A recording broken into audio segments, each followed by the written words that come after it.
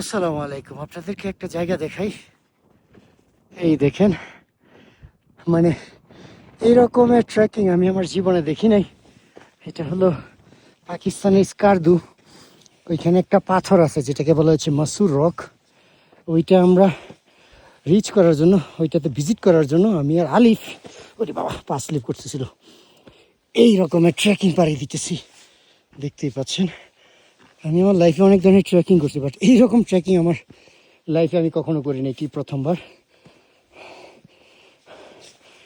এত উঁচু, তার উপরে এইরকম পাথরের ট্রেকিং বলার বাইরে।